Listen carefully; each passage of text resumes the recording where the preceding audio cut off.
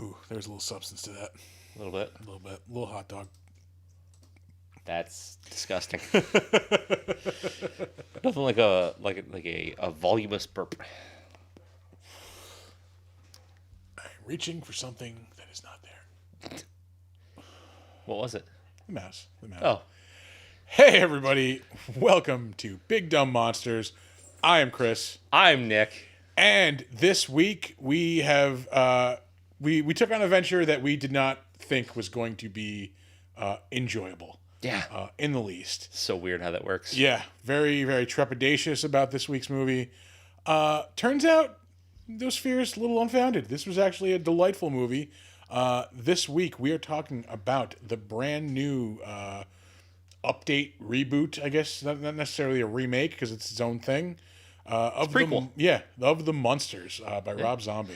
Yeah, by the time this comes out, it'll be out for About 2 weeks. 2 weeks, 3 weeks. Yeah. So you guys should have plenty of time to watch it before the episode.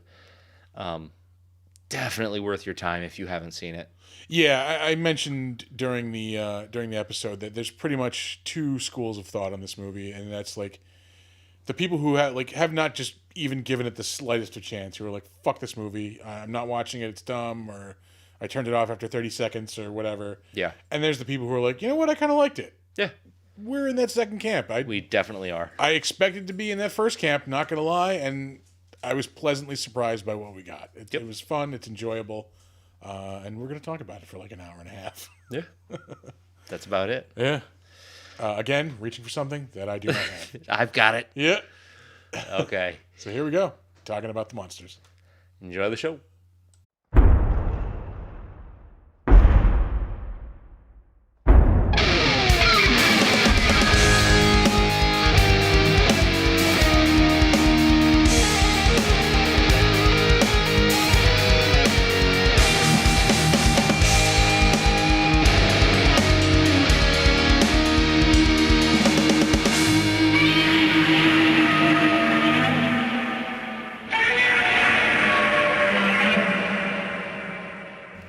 Our big D&D episode last week somehow took our already existing cable problem and has now magnified it by 1,000%. We're in nightmare mode right now.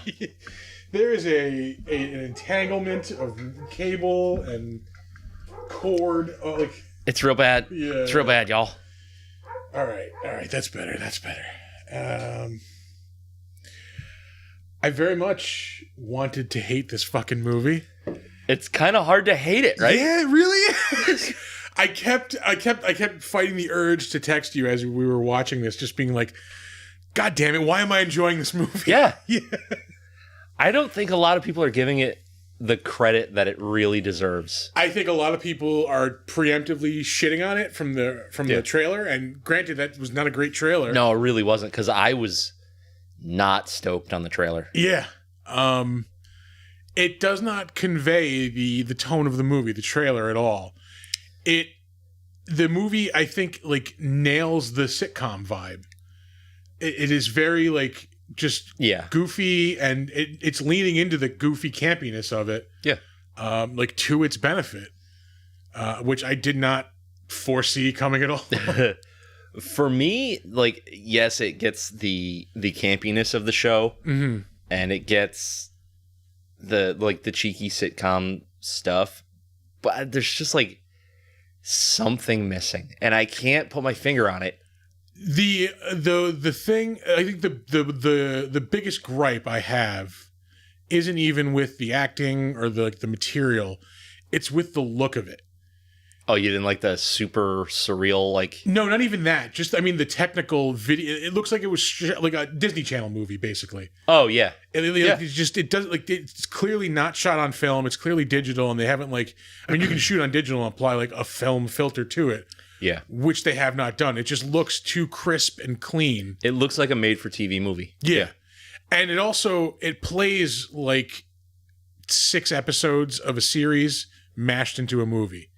I think they very easily could have made this a series for 6 22-minute episodes is 132 minutes. Yeah. I mean, it's another like half hour onto what it was. I mean, I think they could have squeezed another episode out of it and made it like a six issue. Jesus Christ, 6 episode miniseries. 6. They could have done 10. Like I think there's enough juice here. Yeah. That they could have done a 10 episode like miniseries, and gone into a little bit more of the family history.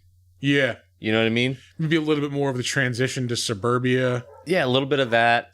I like where it ended, like where it's boom. Yeah. This is where the Munsters starts. Yeah, and it even ends with like their classic TV show entrances, which I fucking loved. I thought it was awesome. Yeah, that's a good way to do it. Donner's losing his shit. Yeah, it is about that time of day. Yeah. I like the characters. I like the lighting in this. Like it can be a little much, but it gives you that like. But it works for like again the goofiness of the material. Like it all just. It's like a Batman 66 episode, like a modern day version of that. Like yeah, but that's the thing. It's like you only get that in Transylvania. When they go everywhere else, it's not there. Yeah. So it's situational. Like that's showing you that weird lighting, that weird, ambiance. That's just where they're from.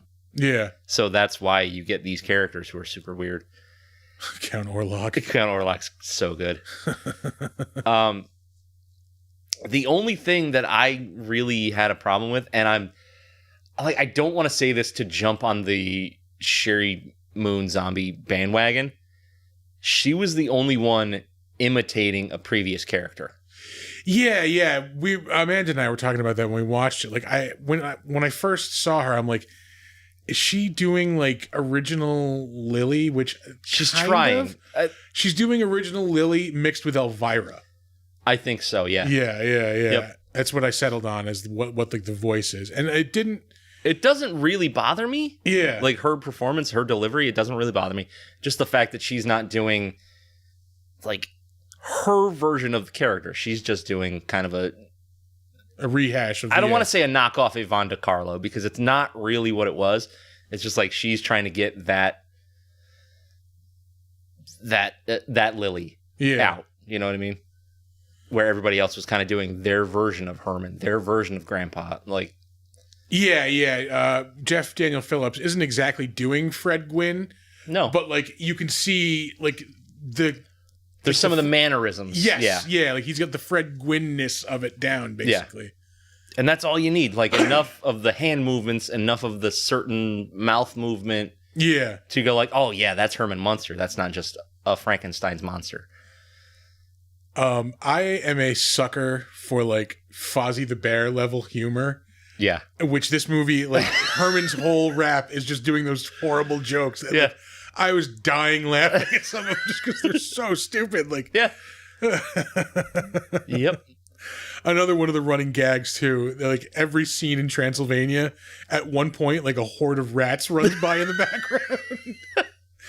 And then the end of the movie, I think it's either Lily or Herman's reading the newspaper. Yeah, the headlines is Count Orlok eaten by a horde of rats. Yep.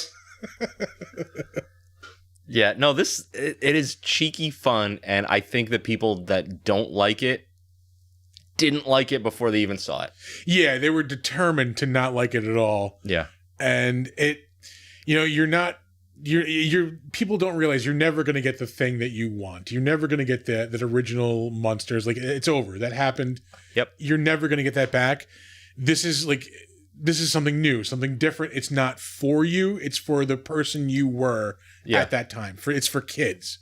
It really is. Yeah. And I don't think people are getting that. Yeah. My kids didn't even get it because I tried to get them to watch it with me. They were having no part of it.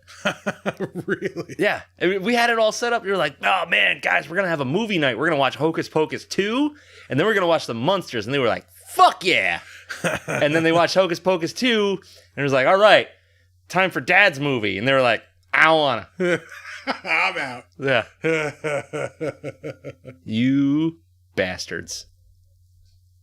But for real, though, like if your kids are into horror or you maybe want to cultivate steer that into monster kid like territory, start them on this. Like it's good. Like it's bright. It's colorful. It's loud.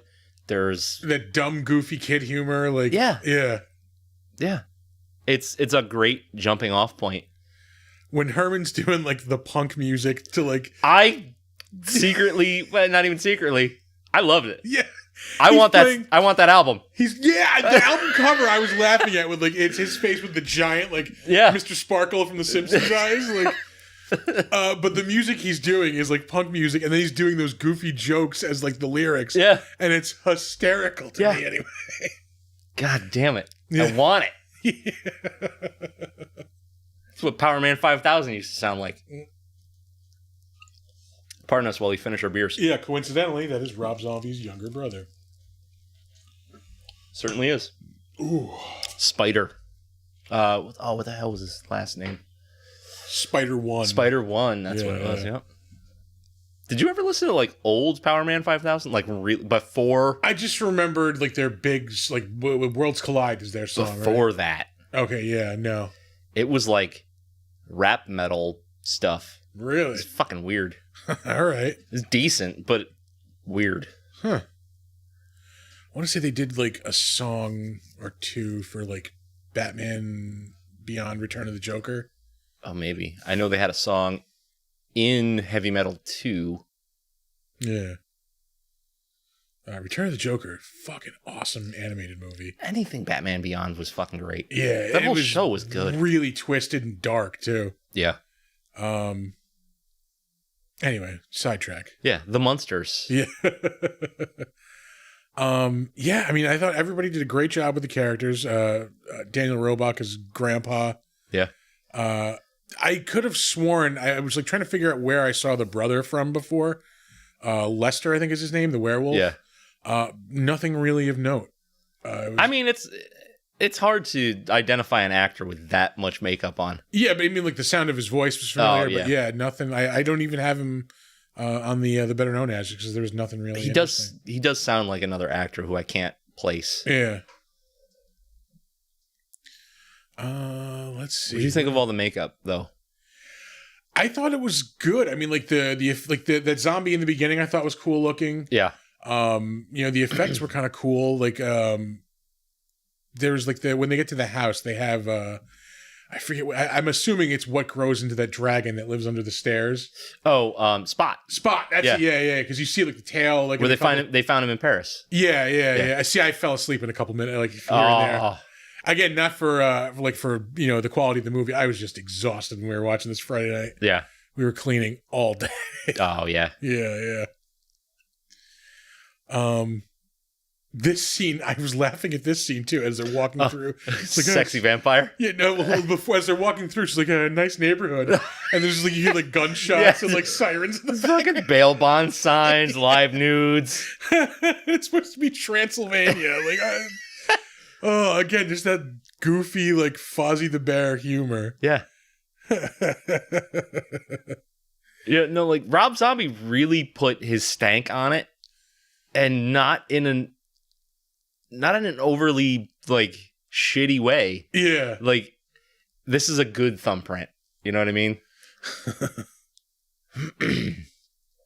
I didn't realize I was watching this. This is the same dude who plays Dr. Wolfgang, the guy who makes Herman.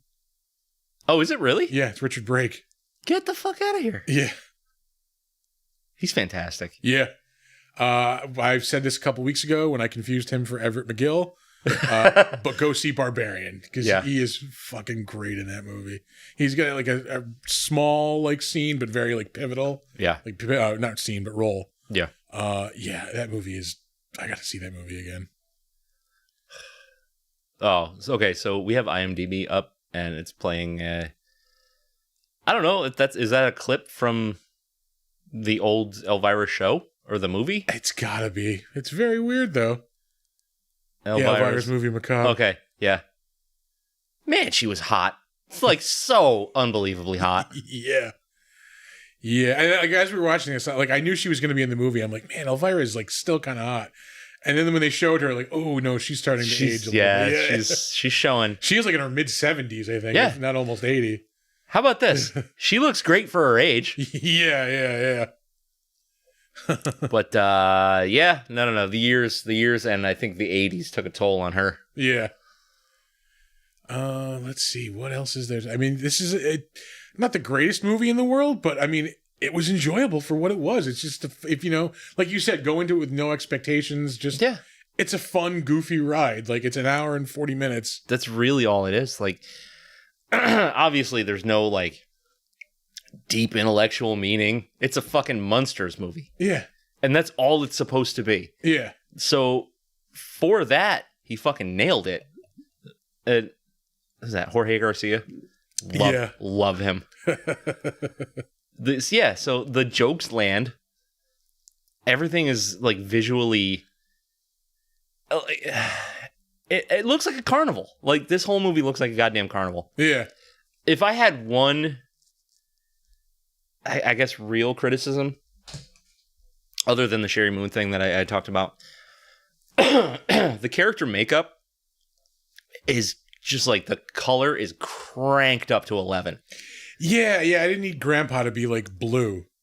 I thought that was a bit much. Yeah. I guess I understand it. Like, if that's just the color palette that he's working with in this movie, he wants everything to be cohesive. Yeah. The same thing with Herman, too. Herman like, is neon green. Yeah, I was gonna say, like, I understand he's green, but he doesn't need to be, like, bright, eye-blaringly green. Like, yeah. So, like, in Transylvania, those colors work because of how everything is lit.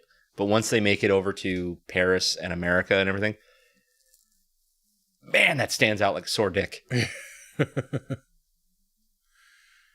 And I love that, like, once they get to, like, Paris and suburbia, like, the reactions that people have to them are the reactions that people had to them, like, in the original TV show. Where it's just, like, them doing normal stuff and people just freaking out. Yeah, and that's where so much of the comedy was in the original show, was the reactionary element. Yeah. Which was great, because there was nothing else like that on TV other than the Addams Family. And the Addams Family was just weird in a different way. Yeah. That was more focused on the family dynamic, I would think, where the Munsters was more like how everybody sees the Munsters. But the Munsters was definitely like a family-oriented show, but it just, like, that's not where the funny was. Yeah. I mean, my criticisms, I said, just the look of it. It looked too crisp and clean. It looked like a Disney Channel movie. Yeah, he could, like, because he does do dirty, grimy, like, asshole grindhouse cinema. Yeah. Throw a filter on it. Like, make it kind of look like that, but without the, the more adult themes. Music for the Miserable. I laughed at that, too, the first time I watched it. I was like, is that a Smiths album? Yeah, I mean, it's dumb fun, and, like, you can't really, like, have a problem with that. It's just, people are expecting way too much, I think, when they saw this, the initial announcement, like the trailer, and I don't know. I think people who are, like, there's people that just absolutely hate Rob Zombie and everything he does. Yeah. Which I actually had to snooze the Joe Bob Briggs group. Oh, really? This week, because every single post is either "fuck this Munsters movie" or "well, I watched the Munsters and I loved it," and like it's just like an endless stream of like that. And like, you know what? That's really all there is. Yeah. But yeah, there's people that are just going to see this as a Rob Zombie movie, and they're going to go, "Well, it's not The Devil's Rejects. I hate it." Yeah. Like, okay, fine. But you're not giving it a chance to actually be what it is and what it's supposed to be. And on top of that, you probably don't remember what the fucking Munsters was really all about anyway. Yeah. You're just going off your... Oh, excuse me. I'm so burpy. Yeah. Oh, man. Charlie's Hot Dogs and Utica Club. That'll make gas in you. That's a combination right there, yeah. That'll put gas in your tank. Yeah, they're probably not remembering what the show was really like. Because it wasn't like nonstop laughs all the time. It wasn't super serious all the time. It was a good mix. And there was just weird, goofy, like, shit. Like, that show was made by hippies. Like, look at it. That show was made by hippies. Yeah.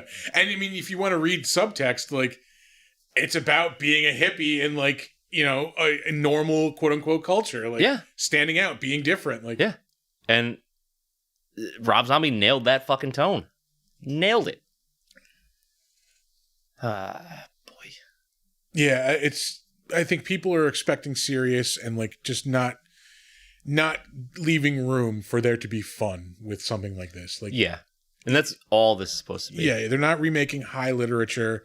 They're making a dumb show that you liked when you were a kid. Like, and I'm not saying that the shit on the show, like, by calling it dumb. It's just like, this is a dumb movie. I loved it. Like, it's great. I'm going to watch this again. Yeah. Like, am I going to watch it all year long? Probably not. Yeah. Am I going to watch it in October as like a, like sit down with the kids, watch some scary movies kind of shit? Absolutely. Yeah, hell yeah. I'll get them to watch it eventually. And I think they'll love it. I specifically thought of my one nephew. He is like going to be 4 in a couple months, and like when I saw him last week, he would one of the things he does is like a zombie impression. Oh yeah, and he's fucking awesome. Like you see him like break into character, like and like it's so cool. Like oh, I would love to watch this with him. Yeah. Well, you know what you can do? Watch it with him the way we used to watch movies on Sunday nights. Yeah. Yeah. Set up like a fucking Zoom meeting or something, and oh yeah, that's true. I could do that. Yeah. That's a good idea. Yep. Hey, people, spend time with your young family members. They're not going to get on the right path all on their own. That's true. It's not going to happen. Anyway, let's throw some ratings on this. Let's throw some ratings on this. I'll kick us off. Okay. I want to go with like a 7. I really do. Just because, like, I love this. Yeah. We're at the lab scene where Herman is coming to life, and there's like the big electric background spinning while they're screaming into the camera. It's the same effect when Herman and Lillian see each other for the first time too, except it's hearts instead of lightning bolts like behind them. Oh, excuse me. And again, it's just like this is like a Batman 66 episode, like it's modern day. Yeah, just with a high budget. Yeah. Yeah, I mean, it's fun. It's not, like I said, not the greatest movie. It's not if you're looking to be like, looking for movie literature, this is not it. This is just a fun, enjoyable experience. Like, you want to relax, you don't have to pay too much attention to something. Here you go. You want to watch something with your kid? Here you go. Yeah. Yeah, I'm pretty solid on that 7. Yeah. I'm right there with you. Yeah. Like I was thinking like 6.5, 7 in that neighborhood. But yeah, now that we're like actively talking about it, solid 7. This movie's good. Watch the fucking movie. Yeah. Over the top reaction. I mean, look how even the set looks cool. Like every little detail is like perfect. A lot of that has to do with Rob Zombie being so artistically minded. Yeah. Because he is an artist. Like he has done like set production before he was like a musician. Yeah. Like he used to he was what the hell was he? Was it like a production assistant or something on Pee-wee's Playhouse? Yeah, didn't he go to like art school for like production stuff like that? Like, I think he did. I don't think he got like a degree, but I think he went to school for it. Ooh, that is 2 blues down the hole. Yeah, fucking good movie. I will be the first to say that I was not expecting much. I thought this was gonna suck. I enjoyed it. Well, I'm sure you'll recall from our text group where when I first saw the trailer, I was like, guys, I'm so afraid. Because they really did do a disservice to this movie with the trailer. I don't know why, or I can't really pinpoint how.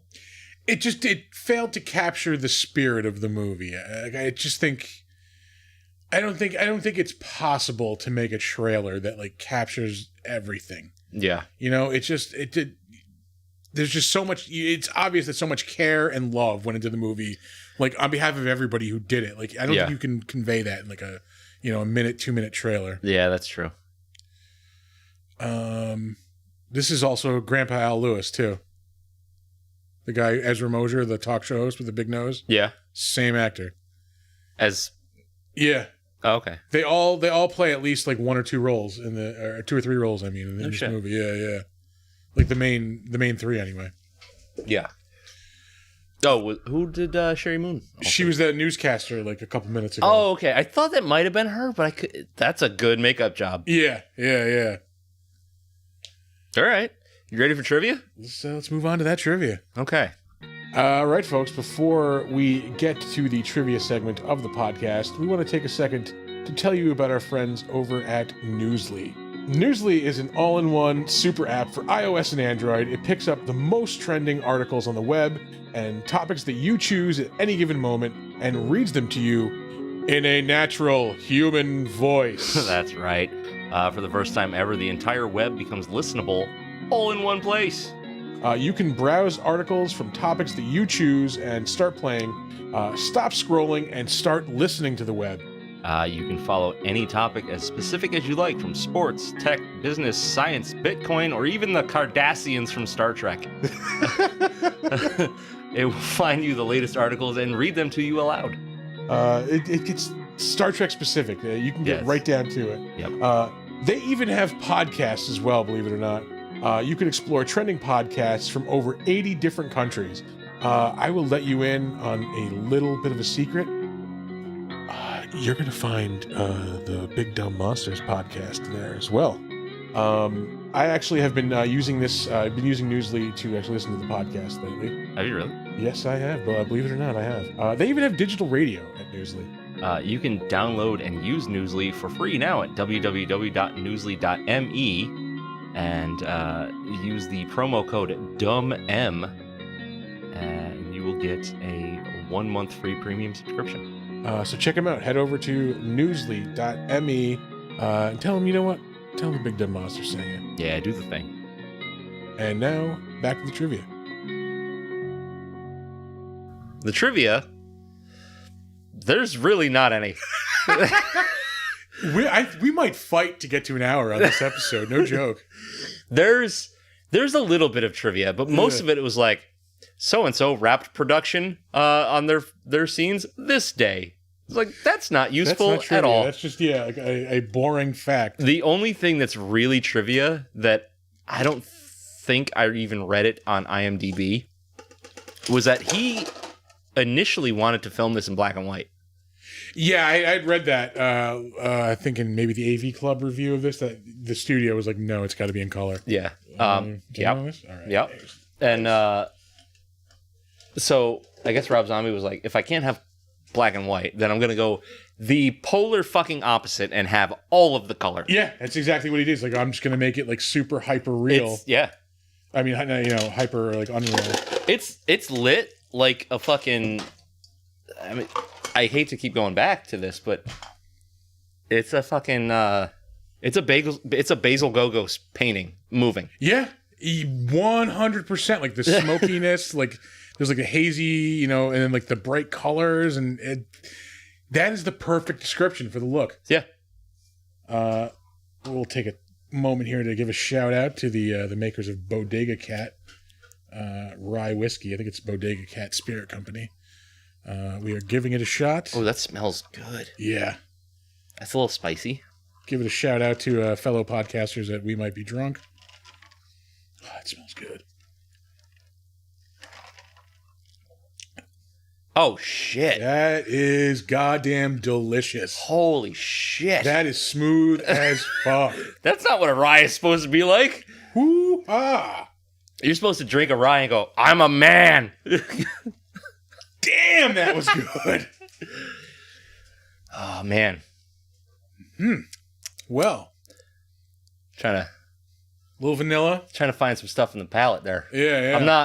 I'm not even remotely a fucking what's that made up fucking word? Sommelier. Oh.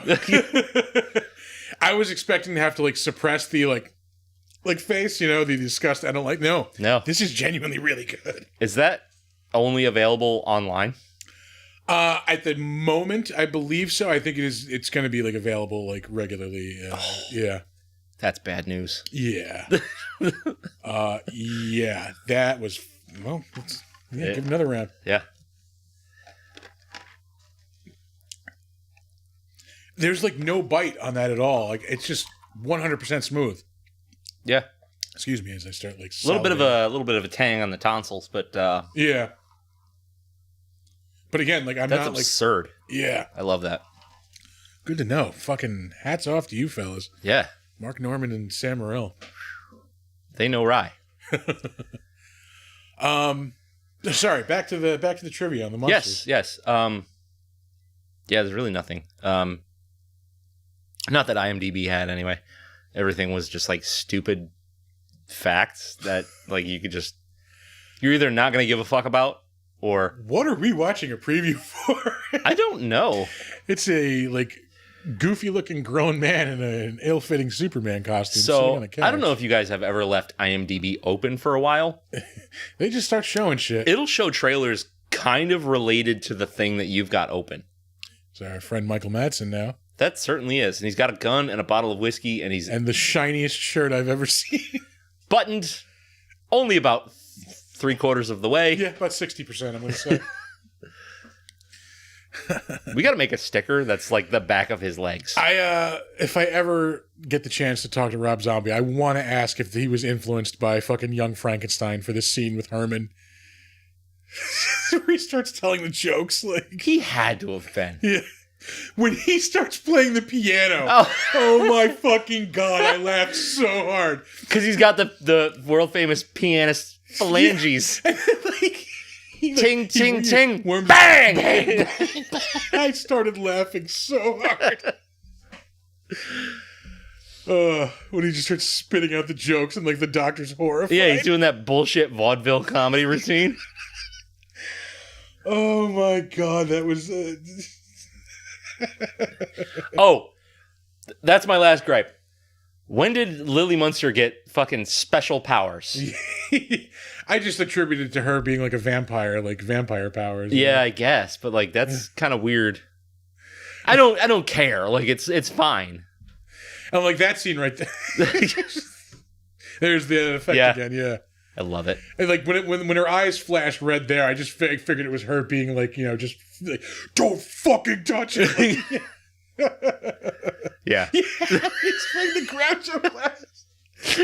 Oh, it's so dumb, but I laughed so hard at this movie. I think that's exactly what he's going for. He's like, you know, it'd be funny if we did this. You know, it'd be goofy if we did this. Yeah. And he's nailing it every step of the way.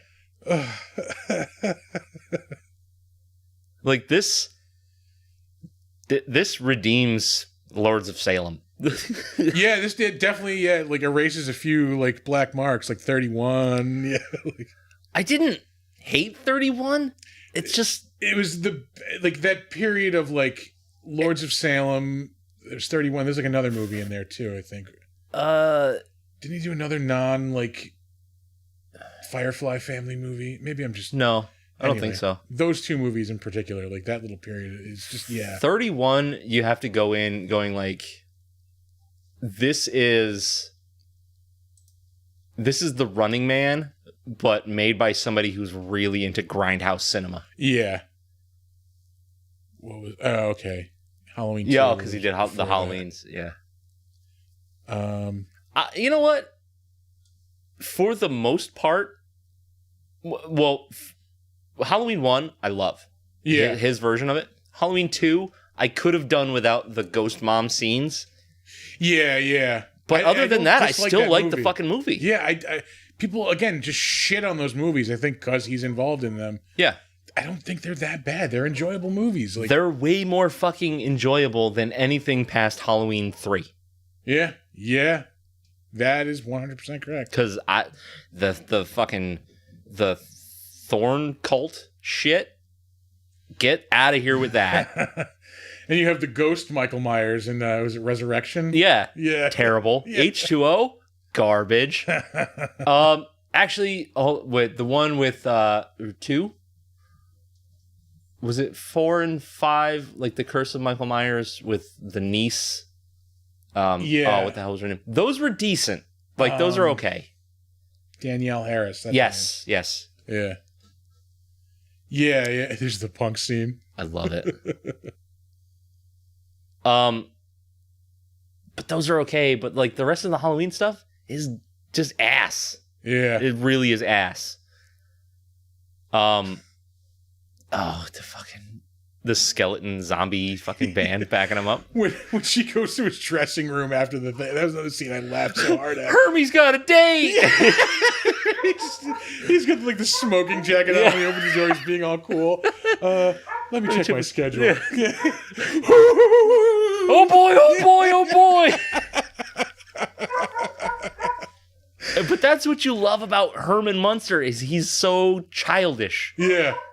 He's a big doof, like a lovable doofus. Yeah. The scene where they're first watching him on TV and Grandpa's like, oh my God, can you imagine having a big doofus like this in your family? How embarrassing would that be? Oh man, Donner's losing his fucking shit. Yeah. It's like I said, it's that time. Oh. 3 from Hell? Not good. No, it's Rob Zombie trying to be fucking Robert Rodriguez. Yeah. And it did not. Didn't work. Did not work, no. There were cool parts of that movie. For sure. Yeah, no, for sure. Like, Devil's Rejects is definitely the pinnacle of that trilogy. It really is. House of 1,000 Corpses is just like throwback fun, though. Yeah, I do enjoy that movie. That's like a once a year. I haven't seen it in a long time. Yeah, I definitely have to give it time, like in between watches, just because like I don't know. There are scenes that genuinely disturb me in that movie. Oh yeah, I mean in Devil's Rejects too. Devil's Rejects is more. It's like if you took all the serious parts of House of 1,000 Corpses and amped it up. Yeah. And then took away 90% of the funny. Yeah. That's Devil's Rejects. Like that's the I don't know, man. That's the Texas Chainsaw Massacre vibe instead of the Texas Chainsaw Massacre 2 vibe that you get in House of 1,000 Corpses. Oh man. Hermie's got a date. Excuse me, let me just check my schedule. So great. All right, I guess we'll move on to the better known us. So we already have anyway. Yeah. We will start off with director Robert Zombie. Wait, go back up. Robert Cummings is his real name. Robert Bartley Cummings. Yeah, I was trying to figure out what the fuck his middle name was. Bartla or Bartley. Yeah, I mean, you know who Rob Zombie is. If you're not familiar with his music, I'm sure you're familiar with House of 1,000 Corpses or Devil's Rejects. Oh, I forgot he directed that Ozzy video. Yeah, he's got a couple weird things, and he's done a lot more directing than I realized. He's got 24 credits. One of them is a comedy special from comedian Tom Papa. Yeah, I did not realize he directed a comedy special. He's directed an episode of CSI Miami. There's another, I think, odd one in here somewhere too, maybe. No, maybe I was just thinking of the CSI Miami. But he did a lot of the... he's got a thing called Woolite the Torturer. Yeah, I don't know what that was. Hold on. Where did it go? There it is. Oh, a little bit, yeah. What is this about? 2011. Metaphorical torture represents what clothes and... Is this like a paid fucking thing by Woolite? I don't know. Okay. Well, that's a thing that he directed. Yeah. Yeah, I mean the Firefly trilogy. Yeah, all of his own music videos, starting with More Human Than Human back in the White Zombie days. Oh no, going back to fucking Black Sunshine. Yeah. Thunder Kiss 65. Yeah. I heard Super Beast on the radio this morning. I like those first 2 Rob Zombie albums like a lot. They've got their charm, the songs, the big songs from it. And then I start liking them less and less. It's the Herman scene. Yeah. He's fantastic. He throws fucking not Igor, I forget what his name is. Oh, Floop? Floop. Yeah. Oh god. Let's see. Any other like notable stuff? I mean, the Grindhouse trailer for Werewolf Women of the SS. Yep. Haunted World of El Super Beasto. I know I've seen bits and pieces of that. I hear it's actually not that good. Yeah. I specifically haven't seen the whole thing because what I did see did not impress me. Yeah. Yeah, just mostly his own stuff and then music videos and like those weird one-offs here and there. Yep. We will move on to Sheri Moon, who played Lily in this movie. Mm-hmm. She is also mostly known from Rob Zombie stuff, like pretty much from all of his movies. She was in the episode of CSI Miami that he directed. Of course. Um, I think she's only been in a couple of things that he hasn't directed. Yeah, the Toolbox Murders. Yeah, and she's even said like she doesn't really want to be an actress, but he asked her to be in things. Yeah, just yeah, like to do it for her husband. Yeah. Yeah, pretty much everything she's in is his stuff. Yeah. The original one was the Super Beast video in 1999. Mm-hmm. I saw him around that time at Edgefest. It was a fucking awesome show. Jesus Christ, what year was it? It was the Merry Mayhem tour. Okay. Yeah. So it was around Christmas time. It was, I'm going to go, I think the first band was Soil, if you'll remember their one hit Halo. And then Mudvayne. All right. And then Rob Zombie, and then Ozzy. Yeah, I mentioned this concert a couple episodes ago. It was the one where the Smithereens got booed off stage. Yeah, fuckers. Who the fuck else was there? Buck Cherry. And Roses. Buck Cherry was there. Fountains of Wayne. Him in the pimp outfit. Yeah.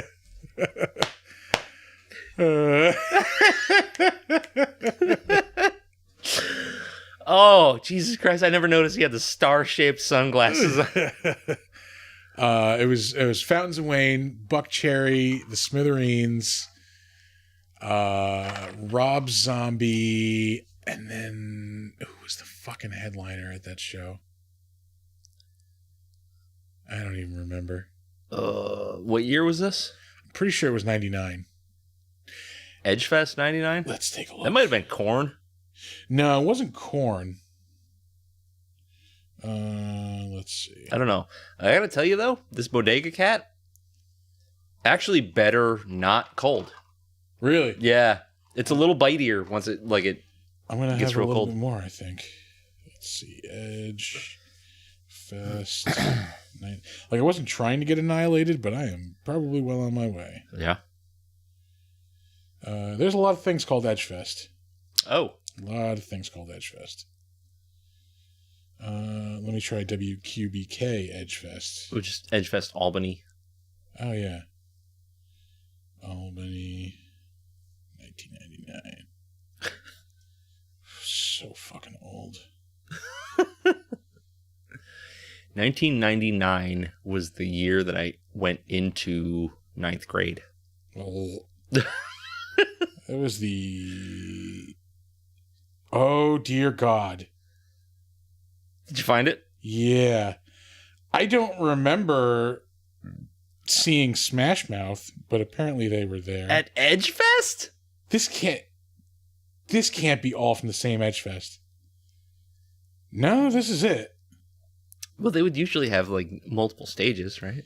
Have I fucking seen Smash Mouth live? So here's who's on the I like fucking... your revulsion at the... It is kind of embarrassing. Fuel? I don't remember them being there. Okay, but they're cool. Buck Cherry, Fountains of Wayne. I remember both of them. That was back when Buck Cherry was cool, though. Yeah, it was before they like went full on just like white trash rock.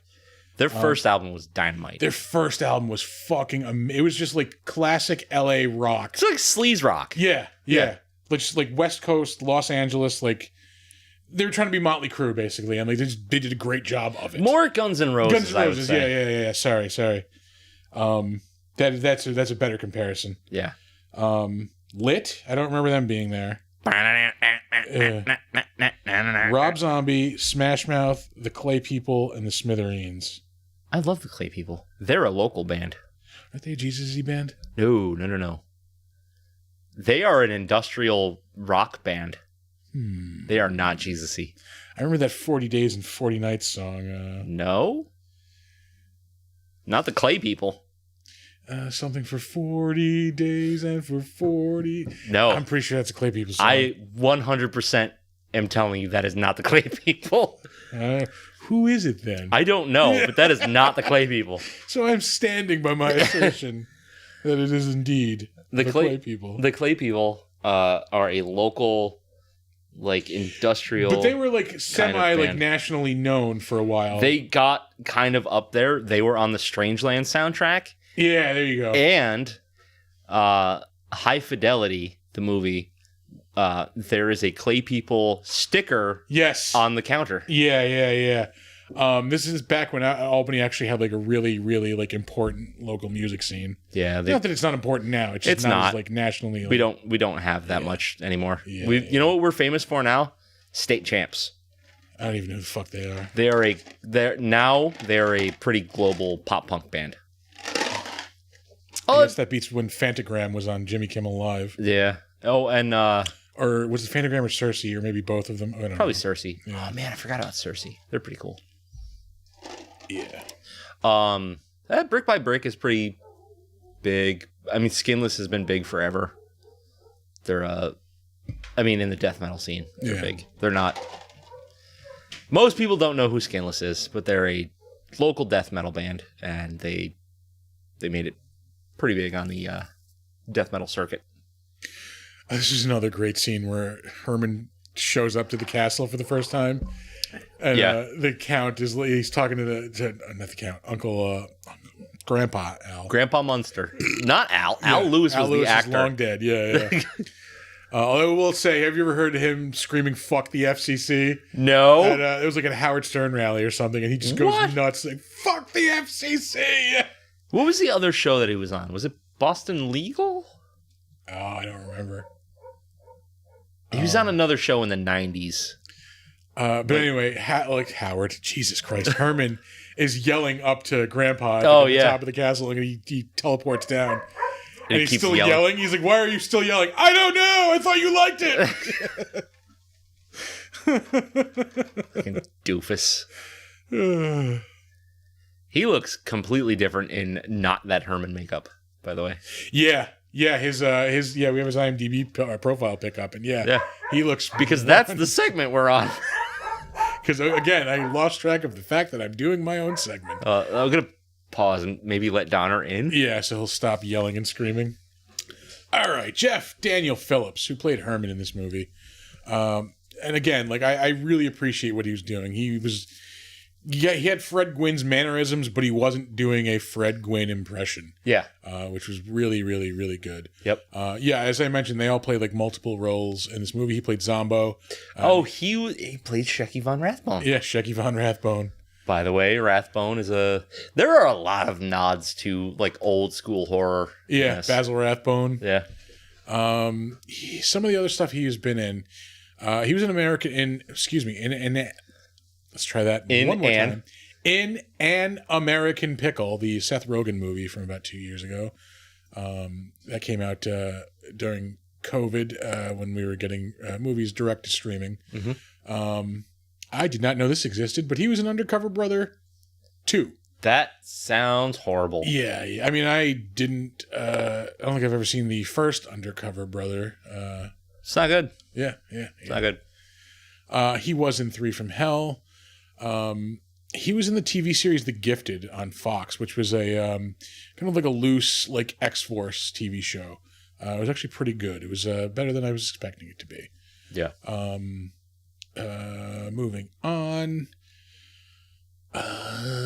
He was on a couple episodes of Westworld on HBO. He played Frank Zappa in something called Happy Birthday in 2016. He does kind of look Frank Zappa-ish. Side note, never appreciated the music of Frank Zappa. Oh no? I don't get it. I don't get it. Okay, so there are eras of Zappa. Yeah. If you're not into the weird xylophone music era, check out the earlier stuff. Okay. Maybe that's what I'm missing then. Yeah.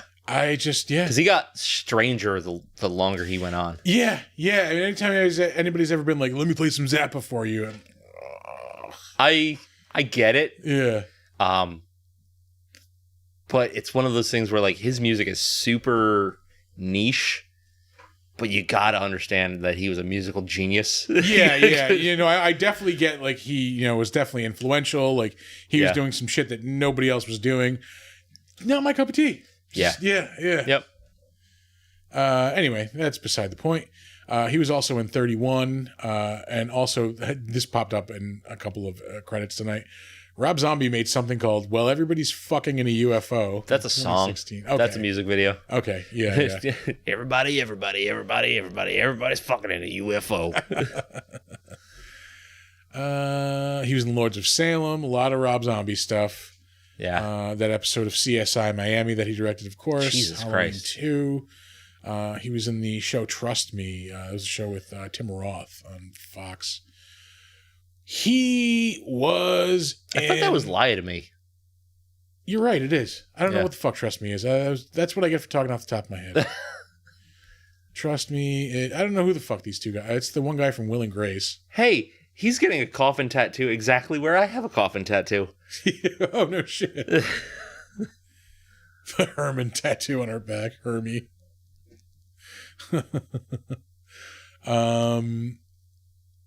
Let's see. He was in the Cavemen sitcom on ABC. Oh, Jesus. That was the sitcom made after the Geico advertisements. Cavemen, yeah. So they were the same guys in the commercial, weren't they? I don't think so. I think they got like different actors for the show, yeah. I think I watched one episode of that Cavemen show and was like, well, this is exactly what I thought it was going to be. Yeah. He was in the movie Sneakers, which we mentioned, I think, a couple of weeks ago. Is a really good movie from 1992 with like everybody ever. Robert Redford, Dan Aykroyd, Ben Kingsley, Mary McDonnell, River Phoenix, Sidney Poitier, David Strathairn. And those names are almost as big as the title on the cover. Yeah, they're all above the title too. Oh fuck yeah, they are. They were all like spies. Like they were hired to. They're like they're former spies that they're hired to like test security systems. It was a good movie. I haven't seen it in a very long time. How fucking good was Sidney Poitier? Absolutely. Are you kidding me? This has got to be like 20 years ago. Like best friends with Judge Judy too. Was he really? Yeah. I love Judge Judy. Oh God, you can't do that to me when I got a mouthful of whiskey. There used to be the Mobile on Western Avenue up by SUNY. I shit you not, like 20 years ago. The guy who worked at night looked exactly like Sidney Poitier. Really? 100%. Even like sounded like him. Yeah. So we would always just fucking go, like we'd go to Mobile. I am a gas station attendant.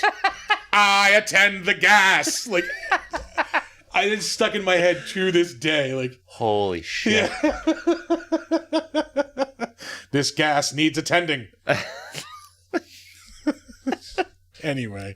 Oh, shit. That was it for Jeff Daniel Phillips, anyway. Yeah. Daniel Roebuck, moving on. He played Grandpa in this movie. This dude has been in a lot of stuff, just like in small one-off roles on like a lot of TV shows and a lot of movies. He has a shitload of stuff in like post-production right now. That's a lot. Yeah, a lot of probably like I want to say a dozen and a half things maybe right now in post-production. He does voice work in the Star Wars. The first game was Fallen Order. Fallen Order. There you go. Oliver is playing that right now. That is a very, very good game. It was a really good game. He does a voice in that, and he also does a voice in the upcoming sequel. Let's see. He is in 3 from Hell. He was on 911, the series on Fox. He was in 10 episodes of The Man in the High Castle on Amazon. I watched the first series of that, the first season of that. I liked it. I just never got back onto it when it came back. I never really watched it. Like I it was on my list. Yeah, it's Philip K. Dick. I mean, yeah. I'm just everything that they make from Philip K. Dick stories is really good. Yeah. I think I was like I want to read that before I watch it, and then I never got around to reading it. So then I never got around to watching it. Yeah. I did not know they were still cranking out Phantasm movies as of 2016 anyway. But he was in Phantasm Ravager in 2016. I think that was the last one because... I'm assuming so. What's his name? Something Grimm. The guy that plays Angus Scrimm. Angus Scrimm. He died shortly after that. I think so. I think you're right. Or maybe around that time. Yeah. And you cannot have a Phantasm movie without the tall man. Yeah. He was on that show Jane the Virgin on the CW. He was also on Criminal Minds. Fresh Off the Boat on ABC. He was in 31, another Rob Zombie movie. Not directed. He was in an episode of Agents of S.H.I.E.L.D. on ABC. Donna's just making weird grunting noises behind me. I think he was scratching his ear or something. Yeah, that's usually the noise he makes when he does that. He was on that show Grimm on NBC. That was not good. Yeah, no. Kind of like a dark version of the comic Fables, basically. Which is super good. Yeah. Yeah. It got a little long in the tooth. Like that series ran way longer than it should have. Yeah. What are you going to do? He was on the show Mob City on TNT in 2013, which is a really good show. Tragically, it was only one season. It was created and I think written and mostly directed by Frank Darabont. It was basically mob police in the 40s in LA. Mob City? I didn't have cable at that point. Yeah. What's his name? The guy who was the Punisher. John Barenthal. Yeah. Was like the lead in it. Oh, really? Yeah, it was a really good show. It just didn't pick up enough of a following. Neil Gaiman's We Can Get Them For You wholesale. Is that like a weird Neil Gaiman doing a Philip K. Dick kind of thing? That's what it sounds like. Because We Can Remember It For You wholesale. Yeah, that was Total Recall. Neil Gaiman wrote it and is a voice in it. What the fuck is it? I've never even heard of it. Weird. Yeah. Anyway, moving on. Back to Daniel Roebuck. Daniel. CSI New York, original flavor CSI as well. He was on Castle for an episode. Hey. Lords of Salem. He was on that show Weeds on Showtime. Did a couple episodes of Glee. He was in the movie John Dies at the End, which is a very weird movie, but still pretty good. I didn't like it. I couldn't get into it recently. I watched it again recently, and I liked it. It is very out there, though. I'm trying to remember who wrote that, because that was a book. Yeah. Let's see if we can find that out. Man. Don Coscarelli wrote and directed the movie. David Wong. Didn't Don Coscarelli do Phantasm? Yes. Okay. Yeah. Something else too, I think. I don't remember. It's probably something else. Let's see. L.A. Noire, which is basically Mob City, but a video game. It's so good. I did not like that game. Did you really? I don't have this detective skill that I apparently needed to like figure out who's lying to me in dialogue. Oh, yeah. Man. I just want to shoot people and blow stuff up. Oh, so you wanted to play GTA? Yeah. You wanted. I was that guy. Yeah. You wanted 1930s GTA. Bingo. Yep. He was on about 9 episodes of Lost. He is like CSI Bingo because he was on the Miami version as well. Yeah. The New Adventures of Old Christine. The Julia Louis-Dreyfus show. Haunted World of El Super Beasto. Halloween 2. More Rob Zombie projects.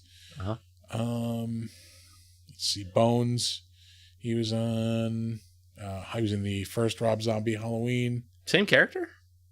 Probably. Lou Martini in one. Lou Martini. Big Lou in Halloween. Yeah, maybe. 2. Yeah. You get a promotion between the movies. You know?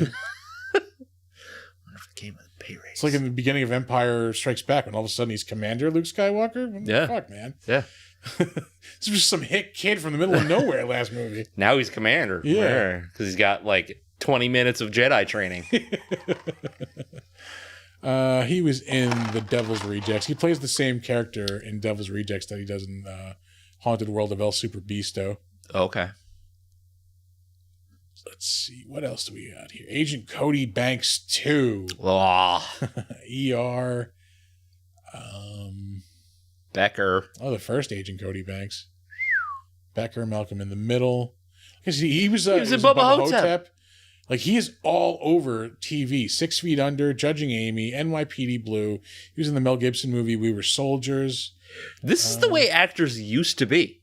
Yeah, they just boom, boom, boom, show up here and there. Like, not like just, taking on massive franchises at one time. Let's see. Boston Public. Freaky Links. I remember that show. That was like an off-brand, like, Goosebumps. I think it was also R.L. Stine, too, wasn't it? I don't know. Let's see. Take off on the Blair Witch Project. Nope. Not even what I thought it was. No. I thought it was a series. Apparently it's a movie. Ethan Embry, written or created by David S. Goyer, whose record is spotty at best. Yeah. Hey, that's a lot of Nash Bridges. Yeah, he was in 14 episodes of Nash Bridges, The West Wing, Drew Carey Show. He was in Final Destination in 2000. Ugh. I don't like those movies. Yeah, I remember. I think I saw like the first one or two. I don't give a shit. He was in the show we have mentioned many times, VIP in 1998.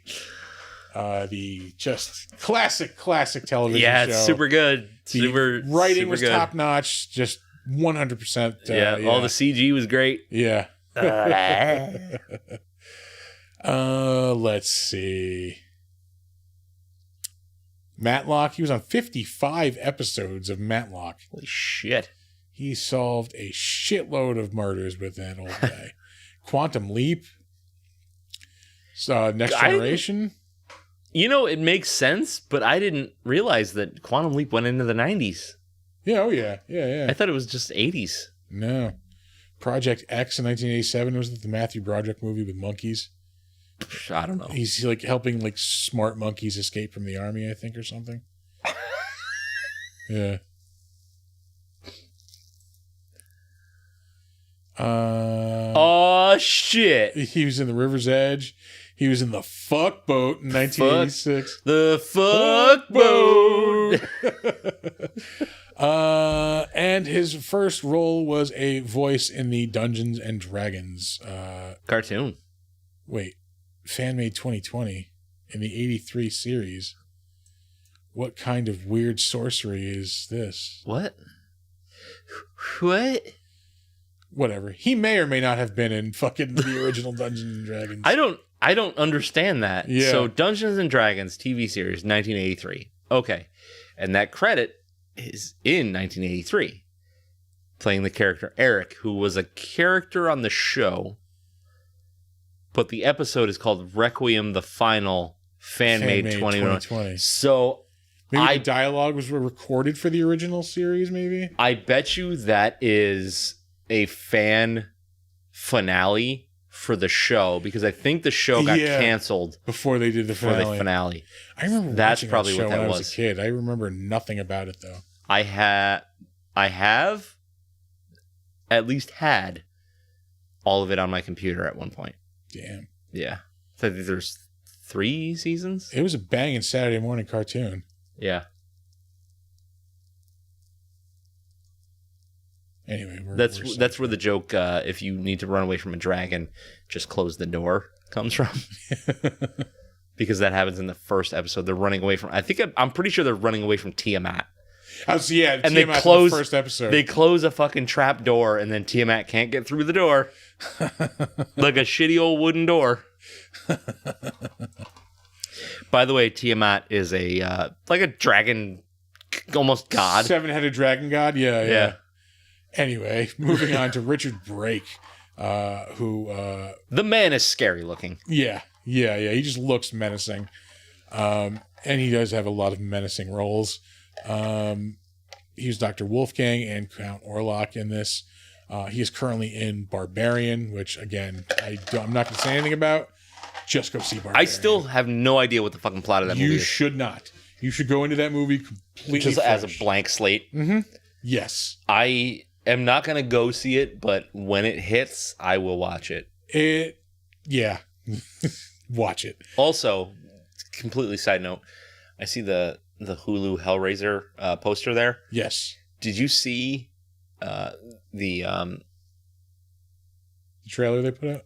Not the trailer, the Doug Bradley tweet about that? No, what did he say? He basically like raves about the makeup that they put on the female Pinhead. Yeah. Like he's like, this is exactly what this should be. It's elegant. It's frightening. It's sexy, which is all of the things that Hellraiser should be.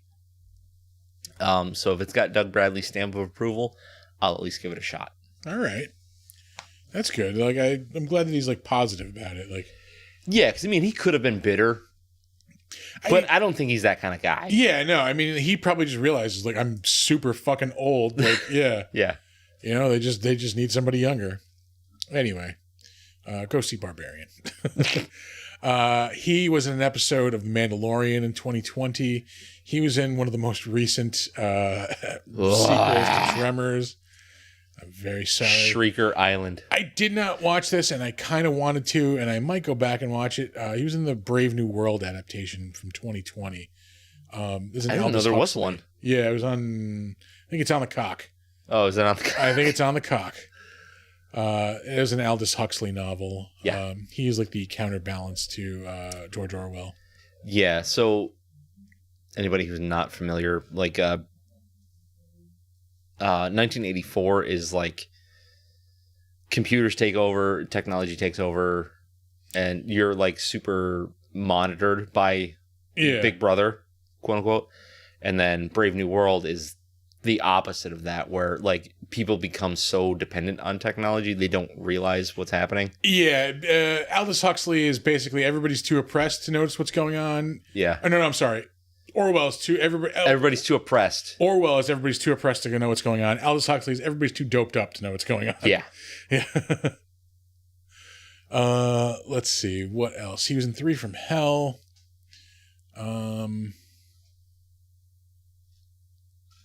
He was in the Sisters Brothers, which I wanted to watch and I still have not. It's a Western. I did not want to watch that. With John C. Reilly and I think River Phoenix. Joaquin Phoenix. Yeah. Joaquin Phoenix. I just look dumb as shit. Like, yeah. I like John C. Reilly though. I do too, but I don't like Joaquin Phoenix that much. Gunslinger. It's on paper. This should be good. Yeah, but I don't know, like, because you got John C. Reilly, who's like the perfect like dopey comedy guy, and then you have Joaquin Phoenix, who is the serious guy, like actory ass actor. Well, John C. Reilly he has like no middle ground. He either does like goofy ass comedy or like serious drama. He has like no. What does he do that's serious drama? He was goofy in it. He was in Boogie Nights. He was dumb as shit in Boogie Nights. He's in Magnolia. The fuck else is he in? God damn it! Now I gotta look this up. Yeah, that's like serious. Magnolia. That was like a serious role. I don't even know what Magnolia is. There's another P.T. Anderson movie. Where the fuck am I looking? Wait. Sisters Brothers. There we go. Yeah. What am I chasing down again? Let's see. Chicago. Chicago is not serious though. It's a fucking musical. He plays Herman Munster in fucking Licorice Pizza. Okay, is Licorice Pizza the movie about the record store? No, Licorice Pizza is the best way I've heard this movie described. It is like somebody pressed play all on the deleted scenes of a better movie. Yeah. It's like a series of unrelated fucking. Because I think Licorice Pizza, if I'm remembering my punk rock history, it was a record store. Yeah, right? it was. Yeah, it was in Southern California, in Los Angeles, I believe. God damn it! I'm gonna find some serious fucking drama in this, man. The Lobster. That's a goddamn serious movie. What the fuck is that? That was with Colin Firth. Not Colin Firth. Colin Farrell. I don't know. People turn into animals if they can't find anybody to fucking marry or something like that. Anyway, I assure you, fuck? I assure you, it's a serious movie. Carnage, that's a fucking serious. That was like that's God of Carnage. Never mind. Keep moving. Keep moving. Let's see. Yeah. Yeah. Walk Hard. A lot of comedy. Dark Water. I That's love a fucking Walk Hard. horror movie. Chicago. I mean, Gangs of New York. That's right. He's in that. Oh shit! Yeah, he was. Magnolia. I mentioned. For the Love of the Game. That was Sam Raimi's baseball movie. Ugh. The Thin Red Line. Oh shit! Yeah. Night Watch. That's like a suspense like thriller with Ewan McGregor. Hard 8.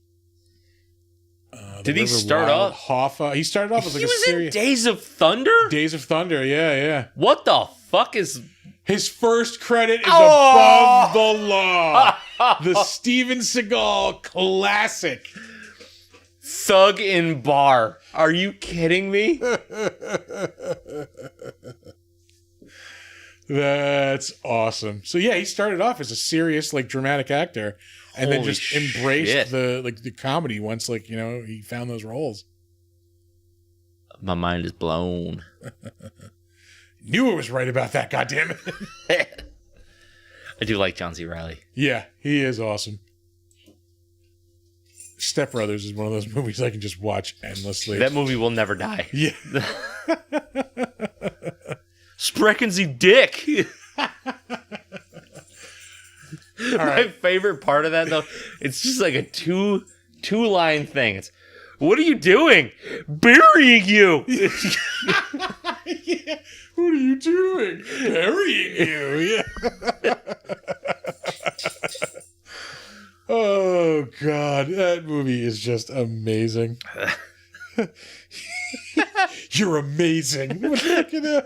He's in the bathroom with, what's her name? Oh, Christ. I can't remember the actress's name. Yeah. She was Agatha on WandaVision. Jesus Christ. I got to chase this down now. She fucking throws her leg up on the urine. You're amazing. Oh. Let's see. Step Brothers was 2000. I haven't had a carb since 1997. It's all right that these are not movie quality, but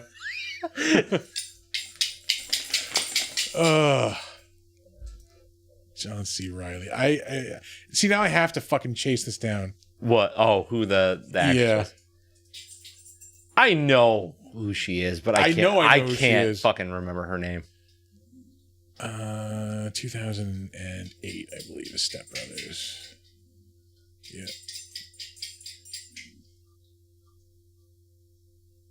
Catherine Hahn. Jesus Christ. Yeah. I want you inside me. I want you to live there.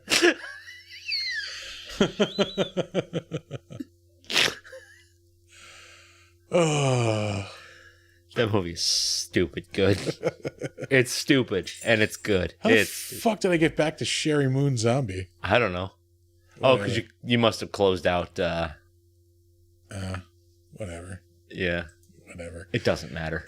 Sylvester McCoy was in this so briefly. I think he is possibly one of the voices of the like the bouncer robot. Where was it? The Munsters. Oh no, he's Igor. I'm sorry. No. Oh, you've got the robot there. Yeah, I do. I thought the robot was two different people. I see you're actually missing one that I will all right, let you in on. All right. I might have just zeroed out of it. You probably did. Yeah. Go for it. We'll go. Yeah. The flight announcer on the airplane?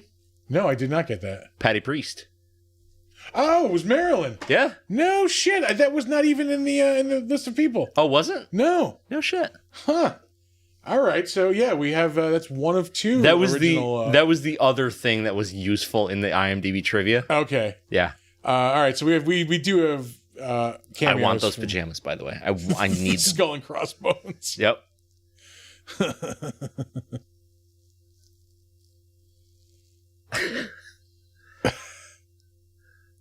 So we're on Sylvester McCoy. There was another thing that made me laugh really hard was when they were on their honeymoon at Devil's Island and they're sitting on this little shitty beach and like you just see the shark fin go by right in front of them. So dumb. Yeah. But that's I don't think people understand like this is supposed to be dumb. Yeah. It's supposed to be like it's not overly witty. It's just like in your face, like goofy, funny, just like nonsense. Yeah. It's just supposed to make you laugh. It's just supposed to be dumb. Anyway, Sylvester McCoy, probably best known as the Seventh Doctor, of course, from Doctor Who. Yeah, not by me. He has been in some stuff here and there over the years. Aside from that, from Doctor Who, his other big role is probably Radagast from the Hobbit movies. The lesser of the who was he in this? He was Igor. Yeah. He's the wizard with bird shit on his head for the duration of 3 movies. Like, I'm sorry. That's a dude that smells bad. Yeah, like, I understand he's supposed to be, like, very in tune with nature. He's, like, a nature-themed, like, wizard. Do you really think we're not going to be distracted by a fucking giant wad of bird shit on his head for 3 fucking movies? Like, it's like the episode of Family Guy where he's got the birds living in his beard. Yeah. Yeah, it is exactly that. Like, God, I fucking hated the Hobbit movies. Anyway. Yeah. The first one was good. That was like a $15 nap for me. It was one of those, like, I was fighting it. And then when they got to Rivendell, I'm like, nothing's going to happen probably for a little while. I can just check out for a little bit. Like, I really like the first one. It's whimsical and fun. And then from there on, it's just like downhill. Ooh, yeah. Battle of the 5 Armies, you can kiss my ass. That did not need to be 3 movies. You could have wrapped it up in 1. Two tops. 2 tops. Yeah. Donner agrees. Yeah, he does. He's all about brevity. He's throwing shit over there. Yeah. I'm trying to think if there's any other really like notable stuff that he's done. That might be really it. Yeah, we're gonna move on. He was in something called Thrill Kill Video Club. You know what? I didn't check to see if he was in The Thing. And he was not. We're already past that. So far, nobody. Not The Thing, but like the thing we always check for. The one we yell about? Yeah. Cassandra Peterson, best known, of course, as Elvira, Mistress of the Dark. So good. I was today years old when I realized she's the biker chick in Pee-wee's Big Adventure in the bar. Oh, really? I say you give him to me. No clue. I've seen that movie hundreds of times. Yeah. Well, out of the Elvira makeup, she really does not look like Elvira. Yeah, no, not at all. I mean, she's got red hair. Like, it just looks completely different. Yeah. Yeah. I mean, I saw that. I was like, are you fucking kidding me? No clue. That's one of those things that makes you feel like a dumbass. Yeah. I what the fuck? Hi, buddy. You itchy? You very itchy? Anyway, I mean, she is mostly known as Elvira. She's done some stuff here and there. She was a couple of voices on the CGI Turtle series from a couple of years ago, which was really, really fucking good. Is that the one that... No, that's not the one that Sam Riegel was producing. I don't think so. This is the one that was on Nickelodeon. Well, they're all on Nickelodeon these days. Well, yeah. It was like very serialized. It was a really, really good show. Oh, this is the one with Sean Astin, yeah. Yeah. And basically, like, as it goes with kids shows, they always cancel everything after like 2 or 3 seasons just so they can have an excuse to sell like new toys. Yeah. Which blows. Yeah, I mean, everything, she does a lot of voice work, but she's always like Elvira in a lot of it. Well, she does have like a very unique voice, which like you're like, oh yeah, that's Elvira. Of course, she was in the Haunted World of El Super Bisto, as was pretty much everybody in this movie. Yeah. There was a few things that like jumped out at me in her. Hey, Nash Bridges. Yeah, she was in an episode of Nash Bridges. Space Ghost, Coast to Coast. She had a like a little appearance in a Gallagher special at one point. All right. I mean, she's been doing that character for like 40 years at this point. I mean, she did it on the Super At Mario least, Brothers yeah. Super Show in 1989. Just Say Julie, also 1989. That was an MTV show. She started that character in 81. That sounds about right. 81, yeah.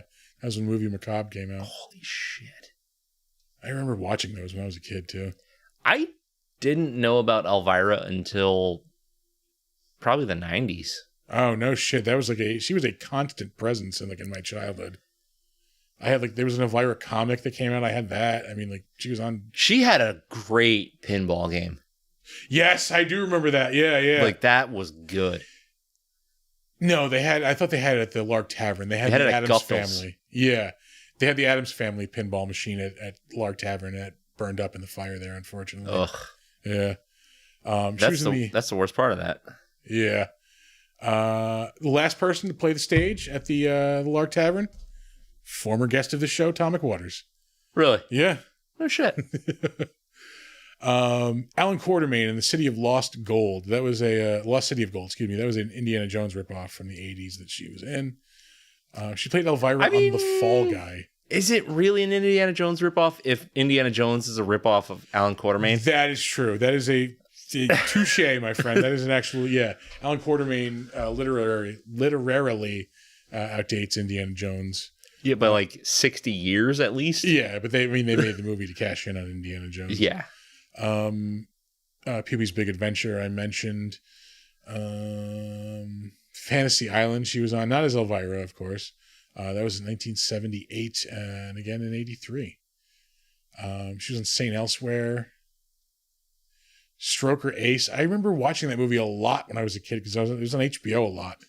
It was when Burt Reynolds was a race car driver. Oh, Jesus. That's all I really remember about it. She was on Chips as Elvira. She's in The Sting 2. Which, okay. Where's the credit that she's got for fucking Elvis? She was in Cheech and Chong's next movie, 1980. Happy Days, 1979. Her first role, Diamonds Are Forever, 1971. Holy shit. Shady Trees, Acorn, number 2. Did you know that back in the day before she was Elvira, she actually had a Playboy spread? Yes. Not confirming that I've seen those pictures, but I definitely know that. Yeah. Hey, have you seen those pictures? I don't know what you're talking about. Yeah, Yeah. This is when he's on the plane. He gets all drunk. What is this? Shirley Temple, yeah. Strong. You gotta carry him off the fucking plane. I have been that drunk. Yeah. And last up, we have Butch Patrick, made a cameo in this movie. He is, of course, the original Eddie Munster. He is the voice of the Tin Can Man, the robot that looks like Bender. Yeah. It's bouncing at the one bar. And then really, aside from that, Well, there's a lot of garbage on here. I mean, he's in a lot of stuff. He was playing Eddie Munster up until 2002 and things. Jesus. Maybe even later. What the fuck is Macabre Theater? I'm sorry, 2020 he played Eddie Munster in something. Damn. Jesus. Macabre Theater. Oh, God, he was in Dickie Roberts. Was it Elvira's? No, it's a ripoff of it. It is a literal ripoff of fucking Elvira. Is it? It's just they show old movies with Hold on. Ivana Cadaver is the chick's name. Goth Trivia, Ivana Cadaver. I want to watch this. I mean, you could watch it, or you could just watch Elvira. But this is different. Hold on. Go back up. So, adult humor. See old occult, campy, and some classic horror films every week with skits by Ivana Cadaver and Butch Patrick in spooky locations. So, there's something a little different. They're going places. Yeah. They're going spooky places. Goth Trivia. Ivana's music dungeon list. email and top 5, whatever. But I like goth music and goth trivia, and I like spooky places. What the fuck would goth trivia be though? Like, I don't know. these type of stockings are popular with goth chicks. Blank nets. Robert Smith has been married to who for the past 35 years? Morrissey is the singer of what band? Like, Morrissey. yeah. Because he doesn't want anything to do with the Smiths anymore. Yeah. And that will do it for the better known as segment of the show. Oh boy. I don't know how we got past an hour, but we're almost at an hour and a half. Yeah.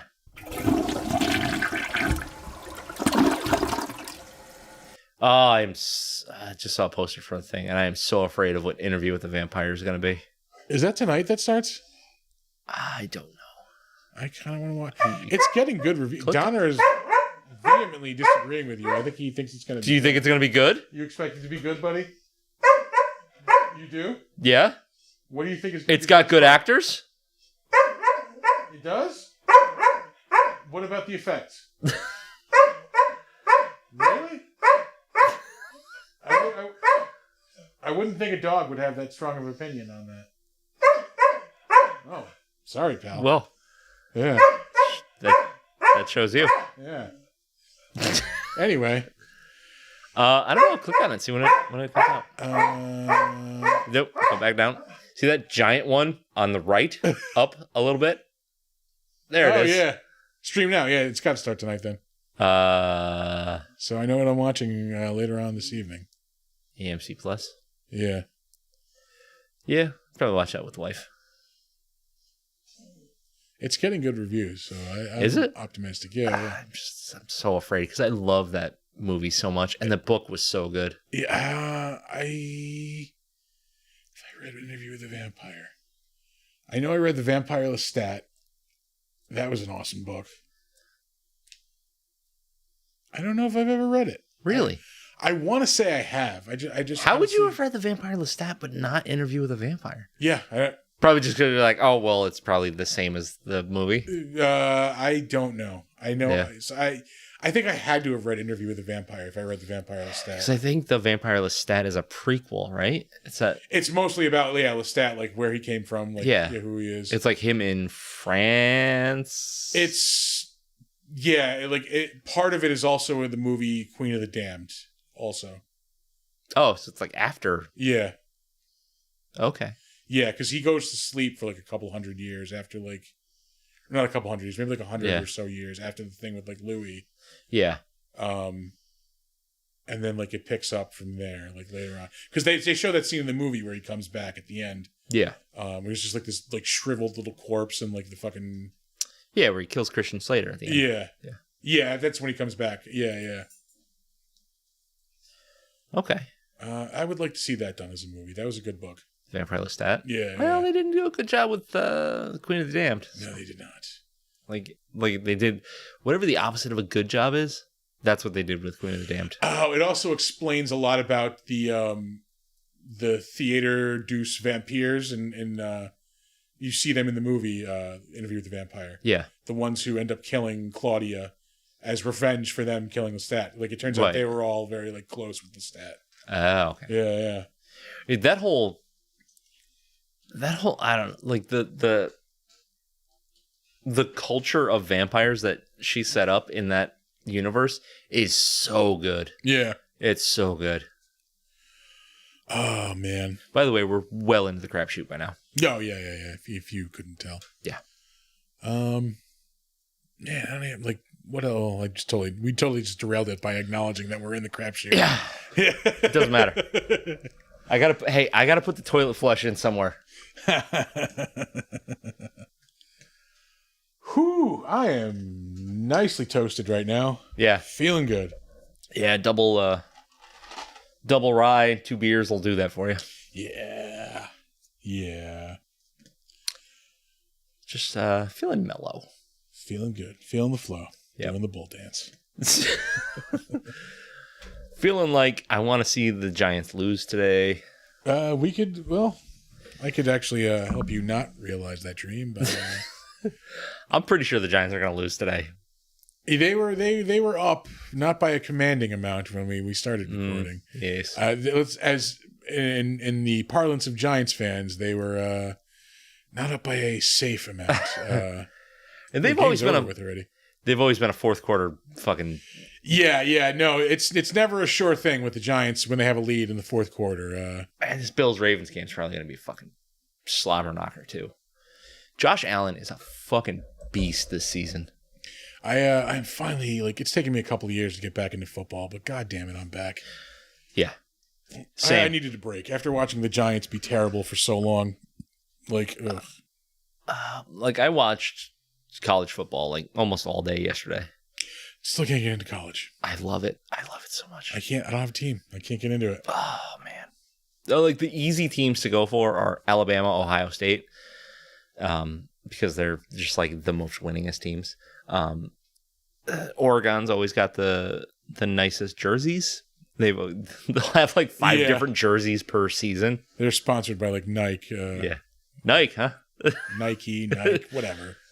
It's America, son. This is America, son. We call it Nike. I don't care if it's Greek for victory or Latin for victory. Fuck them. This is America. Fuck them. America. We watch foosball. Oh, shit. Tie game. Damn. Are the Buffalo Bills going to lose twice in a row? The Jets That'd were be nice. winning earlier. As a Dallas fan, I love watching the Bills lose. And as a Dallas fan, I love even more. Jets are losing. Yeah, that's because they suck. I love watching the Giants lose. That is my bread and butter. That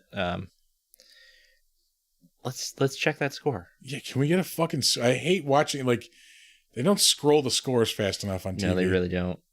Oh, Giants man. won. Giants won. No, they won over. 20-12. I do like the Bears though. Why the fuck did it say end of the fourth instead of final? That's weird. I don't know. Yeah, that is weird. Unless you're just rehashing the same old fucking scroll instead of updating it. Yeah, maybe. Well, the Giants are 3-1. That's absurd. Yeah. Because they're not that good this season. They're Daniel really Jones not. Looks kind of good. He does a lot of rushing and yeah. He scored a touch. He had a 20-yard touchdown earlier. I don't know. I'm just glad that Eli Manning doesn't play for them anymore. I hated him. Too good. No, he was not good. Eli Manning was a terrible fucking quarterback. How many MVP rings did Cowboys players win in the time that Eli Manning was in the league? Let me tell you this. How many Super Bowls did the Cowboys win while Eli Manning was in the league? Eli Manning was considered a good quarterback because he had receivers who would lay the fuck out to catch the ball. He was not good. His receivers were amazing. MVP. Yeah, because when he throws it and they do a good catch, it makes him look good. Fuck him. Oh. Man, remember that time the Cowboys built that big, huge fucking giant stadium, and they're all so proud of it, and they had the big opening game, and then the Giants showed up and beat the shit out of them. One time, the Giants won the first game of the season. First game in the stadium. Yeah, in the stadium one time. Season openers, Cowboys versus Giants. They have won. Giants have won. It's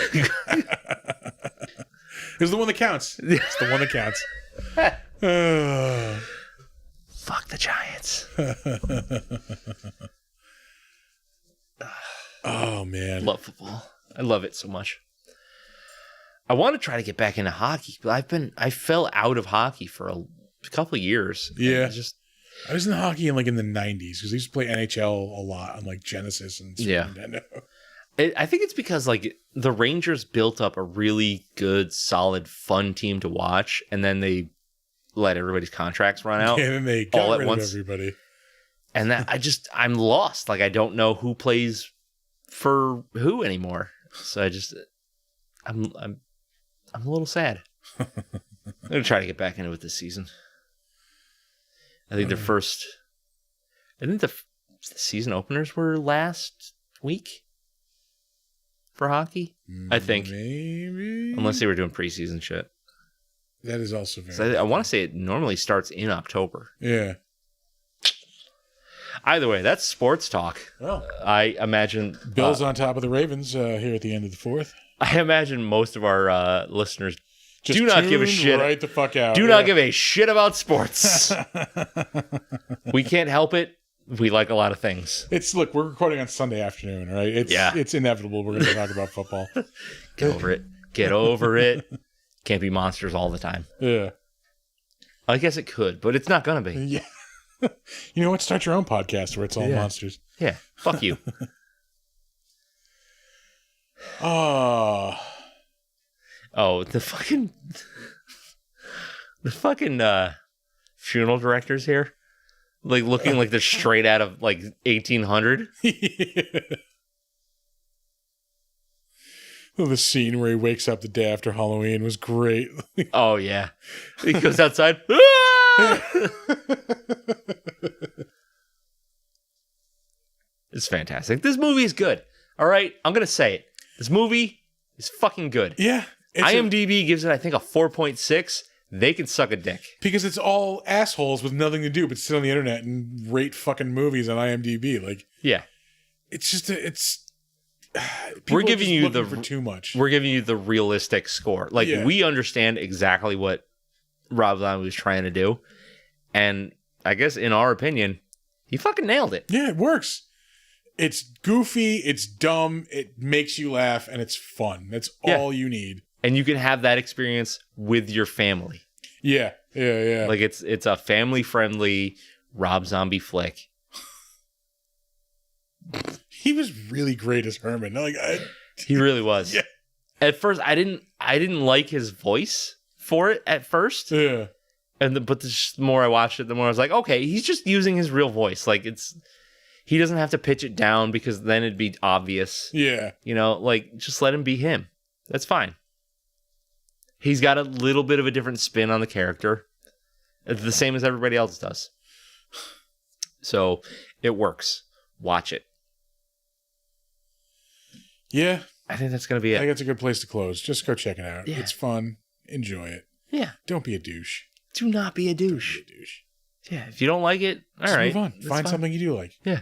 Yeah. Watch the original series or, I don't know, go fuck yourself. Yeah. That too. Yeah. Well,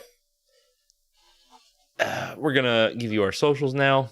Our website is www.bigdumbmonsterspodcast.com or www.bigdumbmonsters.com. Either one works, takes you to the same website. Check it out. You can listen to the show there. That's kind of all you can do there. We'll have to change that pretty soon. Yeah. Well, whatever. We'll do something. You want to shoot us an email? Absolutely do that. If you have suggestions for the show, movies that you want us to do, things that you maybe want us to drink, we'll drink them. We will. Whatever. Anything's good. You can do that bigdumbmonsters@gmail.com. If you are on Twitter and you want to shoot us a tweet or see what we're posting on Twitter, @dumb_monsters. If you're on Facebook, we're on Facebook, Big Dumb Monsters Pod. And if you are on Slasher, the all horror social network, we are Big Dumb Monsters Podcast. If you are on Instagram, you can check us out at big_dumb_monsters. And of course, you can check out the podcast on YouTube at the Big Dumb Monsters channel. Yep. Be sure to like some videos, maybe comment on some stuff, subscribe to the channel. Yeah. Anywhere you can, subscribe, please. If anywhere you can rate, those 5-star ratings are really, really appreciated. Absolutely. I will also, it's probably about time to start mentioning, you will be able to see us November 12th and 13th. Sounds about correct. At the Saratoga Comic-Con in Saratoga, New York. Come stop by our table. Yes. Grab some free swag. Have a conversation. We are definitely gonna have some free shit to give away. Mostly stickers because that's kind of our bag. we should have some more 3D glasses. We tend to give those away. They are popular. They are quite popular. And just you want to hang out and chat? That's what we're there to do. We'll probably have some beverages. For us, we will have beverages. For those in the know. If anybody wants to bring us some beverages, we sneak them in. We are accepting, yes. But yeah, stop by, say hi. I'll be doing some panels. We'll be hanging out all day. Yeah. Having a good time. Yeah, Chris will do panels. I'll be at the table all day. Somebody's got to work. Earn that table. Let's see. Anything else? I think that is it. I think that's it. So thanks for listening, folks. We will leave you with our popular catchphrases. Yeah. Don't let ghoulies eat your ass. And do not sleep in a deathbed. Bye-bye.